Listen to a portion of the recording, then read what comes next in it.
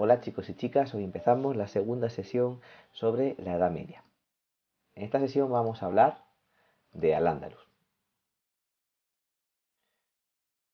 Os acordaréis que en la anterior sesión hablamos de que en el 711 los musulmanes llegaron a España, a la península ibérica, entonces España no existía. Al territorio que tomaron de los visigodos le pusieron el nombre de Al-Ándalus. Al-Ándalus era un emirato o una provincia dependiente del califato de Damasco en un principio y posteriormente dependiente del califato de Bagdad. Aquí podemos ver el mapa de todo el territorio que ocuparon los musulmanes a su llegada a la península ibérica. Veis como solamente al norte podemos ver restos de otros pueblos que en la zona de Asturias, Oviedo, etc. La evolución de Al-Ándalus siguió cuando en el año 756 Abderramán I proclamó un emirato independiente. ¿Qué quiere decir esto? Que reconocía la autoridad religiosa del califato, pero no así la autoridad política. Entonces nos encontramos con un nuevo mapa, el mapa del Emirato de Córdoba, en el que vemos cómo ya los pueblos del norte, pues los cristianos, empezaron a tomar más territorio y ahí vemos cómo Asturias creció bastante, pero aún así como el dominio musulmán en la península ibérica era bastante amplio, como veis casi ocupaba toda la península.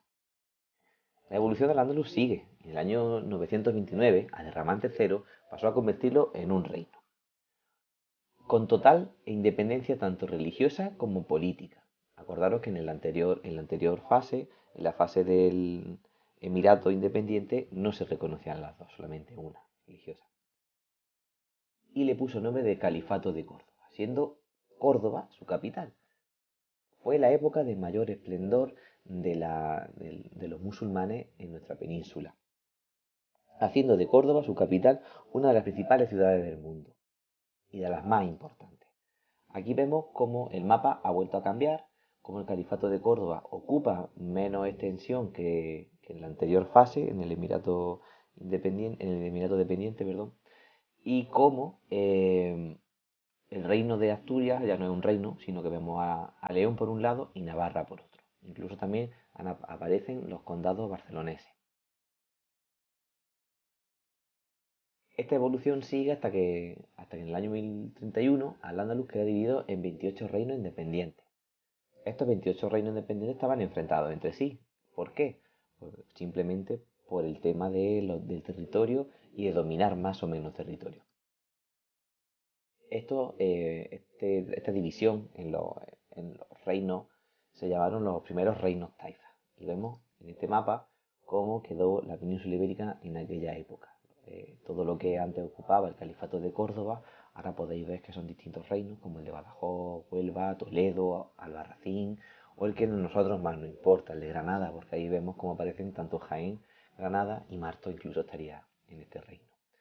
También en el norte han cambiado las cosas. Ya tenemos el Reino de León, el de Navarra ha crecido bastante, aparece Aragón y los condados barceloneses han crecido también.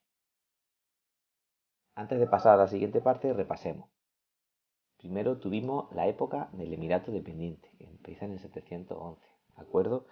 Era un emirato dependiente del califato de Damasco y posteriormente de Bagdad.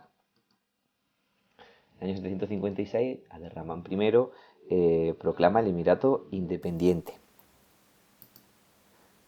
Después, en 929, Abderramán III proclama el califato de Córdoba, siendo Córdoba la capital, ciudad muy importante. Y por último, alrededor del 1031, nos encontramos con los reinos taifas, reinos independientes y enfrentados entre ellos. Pero, ¿y cómo era la vida en Al-Ándalus? Podéis preguntar. Pues bien, la vida en Al-Ándalus transcurría en las ciudades. La mayor parte de la población vivía en ciudades. Estas ciudades eran el centro de la vida política y económica. Estaban rodeadas por murallas. Además, contaban con una alcazaba, que era como una fortaleza militar en la parte superior de la ciudad.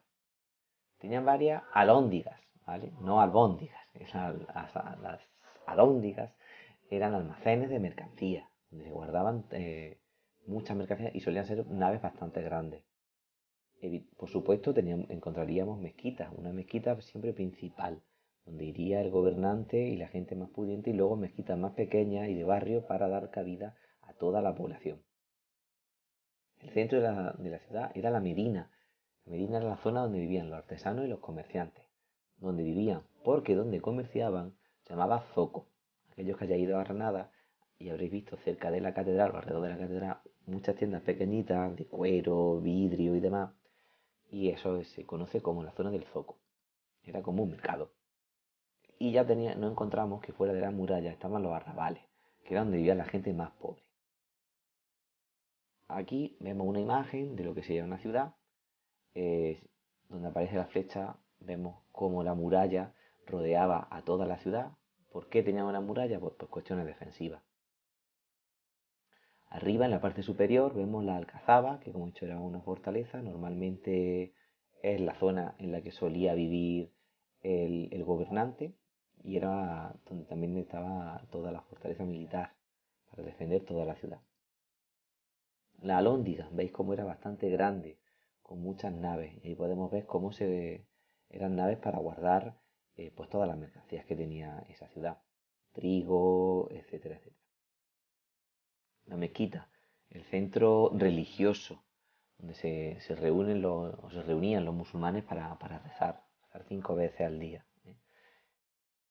El zoco, como hemos dicho, que era pues el mercado, como un mercado de abastos, como un mercadillo en la calle, con sus lonas donde vendían todo lo que los artesanos habían hecho.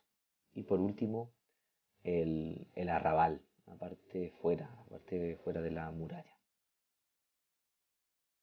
¿Cómo era el desarrollo científico y cultural en Al-Ándalus?